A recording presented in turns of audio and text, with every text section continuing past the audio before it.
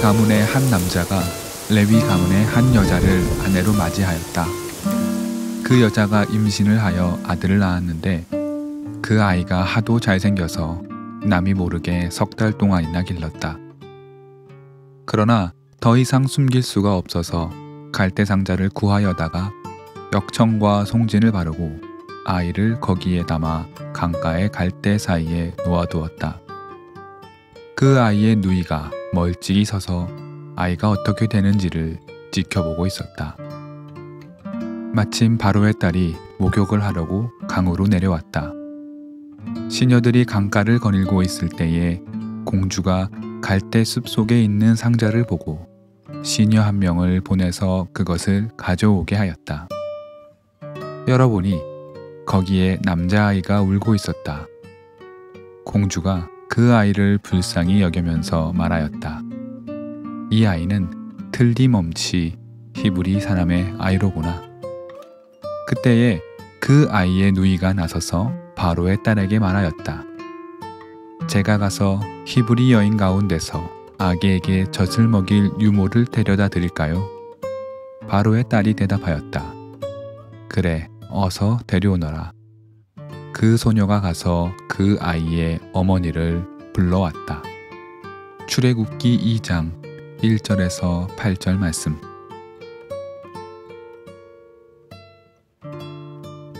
요셉을 알지 못하는 이집트의 왕이 즉위하고 이스라엘 백성은 과중한 노동으로 신음했습니다. 더 큰 문제는 이스라엘 민족의 수가 점점 늘어나 이집트인들에게 상당한 압박을 주고 있었고 급기야 바로는 영아 학살이라는 참담한 명령을 내리는 지경까지 이르게 되었다는 점입니다. 오늘 우리의 본문은 위기에 처한 이스라엘 백성을 이끌어낼 위대한 지도자 모세의 탄생을 짧지만 집약적으로 보여주고 있습니다. 모세의 출생과 양육은 고대 영웅들의 탄생 이야기와 흡사한 부분이 있습니다. 기원전 8세기경으로 추정되는 문서 사르곤 탄생의 전설에 의하면 사르곤의 어머니는 자기 아들을 희생제물로 바치는 대신에 아이를 갈대 바구니에 넣어 유프라테스 강에 띄었습니다. 갈대 상자 속 아이는 왕궁 정원사에게 발견되어 양육된 후 기원전 24세기경에 만들어진 왕조로 알려진 아카드 왕조의 시조가 되었다는 이야기는 모세의 그것과 비슷합니다. 물론 사르곤과 모세 이야기의 차이점이 분명히 존재합니다. 이를테면 모세는 왕궁의 관리인이 아닌 공주의 손에 건진받았다는 것, 친어머니의 손에 자랄 수 있었다는 점이 그러합니다. 분명 출애굽기 기록자는 모세의 탄생 이야기에 신화적 상상력과 특별한 의미를 부여했을 것입니다. 그런데 사르곤 이야기와 모세 이야기에 꼭 닮은 요소 하나가 있습니다. 바로 어머니의 존재입니다. 사르곤의 어머니는 아들 사르곤을 살리기 위해 당시 부족의 규율을 어겼고 모세의 어머니 요게벳도 히브리 남자 아이는 이유를 불문하고 죽이라는 왕의 명령을 거부한 것입니다. 다시 말해 어머니의 결단으로 국가적 위기의 극복과 그리고 그 시초가 마련된 것입니다. 모세의 목숨을 살릴 수 있었던 결정적 계기가 어머니의 용기에 있었다면 그 용기를 발휘할 수 있도록 먼저 앞선 여인들 또한 존재했습니다. 그녀들은 출애굽기 1장에 나오는 산파 시브라와 부하였습니다. 이 여성들은 서슬퍼런 바로의 명령을 온몸으로 받았습니다. 어찌 명령을 어기고 히브리 남자 아이들을 살려두었냐는 바로의 무서운 외침 앞에 이들은 기지를 발휘해 위기를 모면하고 히브리의 남자 아이들이 태어나도록 도왔습니다. 가장 약한 자들이 가장 강력한 권력자를 향해 거룩한 불복종을 행한 것입니다. 이 산파 여인들의 용기로 또 다른 여인 요게벳은 잉태하여 아이를 낳을 수 있었습니다. 그러나 바로의 명령은 여전히 진행 중이었기에 아이를 키울 수 없는 상황이었습니다. 이에 요게벳은 아기 모세를 역청을 바른 갈대 상자에 담아 나일 강가에 띄우고 아이가 둥둥 강물에 떠내려가는 것을 지켜보았습니다. 갈대 상자는 이윽고 바로의 공주가 사는 궁에 당도했고 공주는 상자를 열어 히브리 남자아이가 있었음을 알아차렸습니다. 이어 공주의 다음 행동이 매우 놀랍습니다. 공주는 이 남자아이가 히브리 사람임을, 그리고 자신의 아버지가 직접 이 아이를 죽여야 한다고 명령한 사실을 동시에 알았을 것입니다. 공주는 아이를 살려낼 방도를 찾습니다. 이 말은 곧 아버지의 명령에 불복종한다는 뜻이었습니다.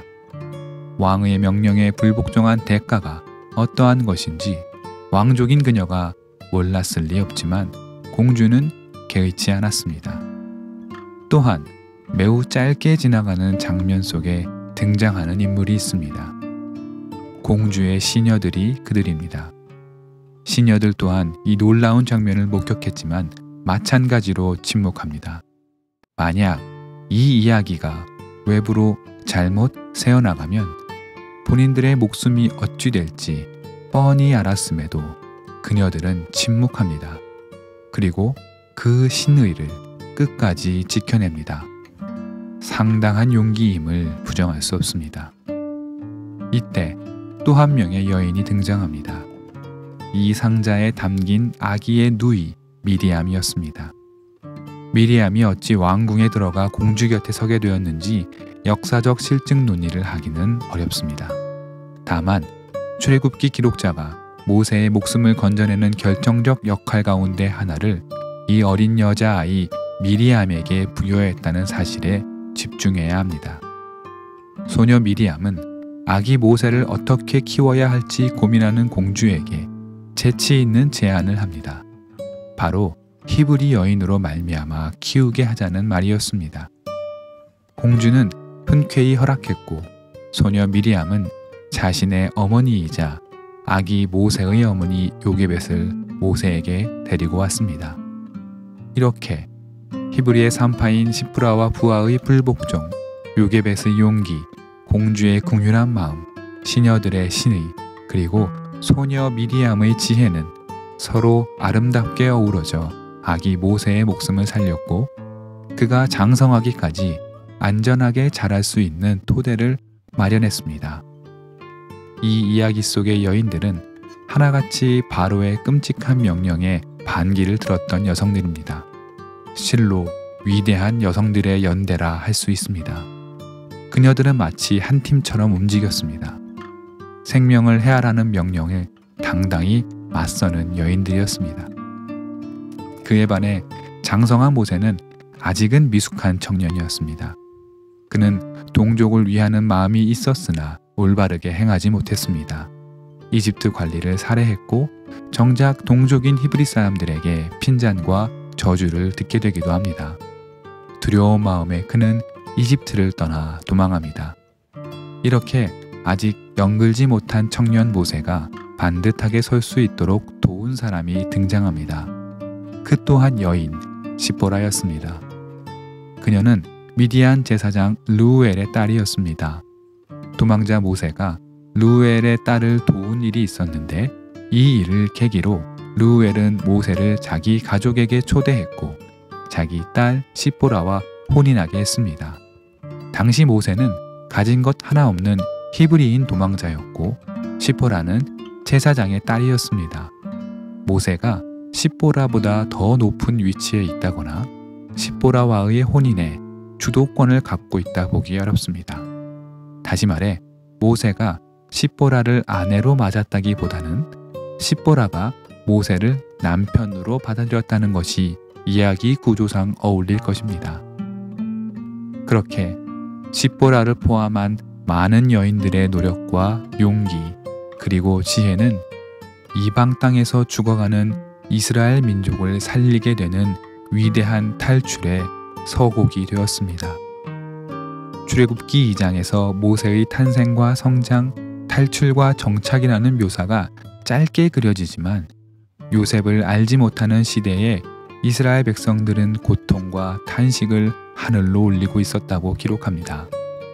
야속한 하나님은 이 신음에 어떠한 응답도 하지 않으셨습니다.